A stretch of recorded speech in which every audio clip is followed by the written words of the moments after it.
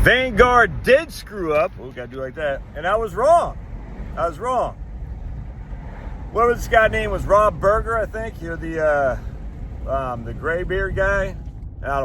He seems like a nice enough guy. I don't watch his videos. I don't watch any financial videos. I probably should get some content ideas. I know people steal some content ideas from me.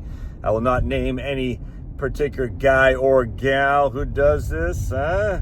And because a particular guy or gal is against the typical YouTube content creator, which is a white guy, this particular guy or gal gets many more views than your old buddy Josh. Does that make me mad? It is what it is, man. It's like I always said, if YouTube pays my mortgage, I'm happy as a clam. Would I like to make $10,000 a month on YouTube? Yes, I would.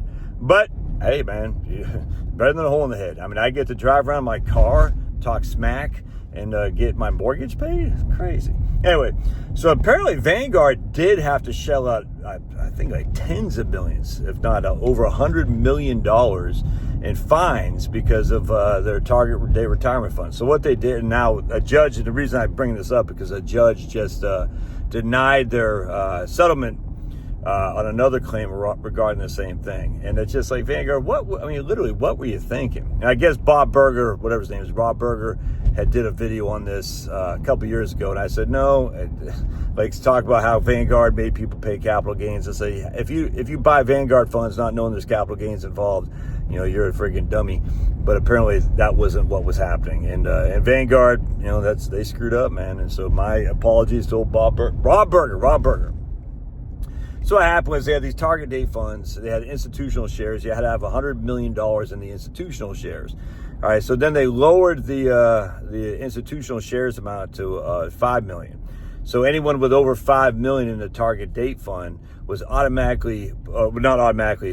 now get into the institutional shares, which much lower expense ratio. Now we're talking Vanguard. Expense ratios aren't that high to begin with. But what they did, they sold people out, or people sold out of their, the investor shares who had over $5 million to buy the institutional shares.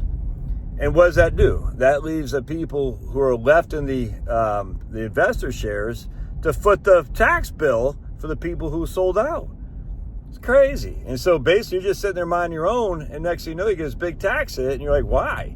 And the reason was because all these people sold out of their investor shares in order to buy the institutional shares.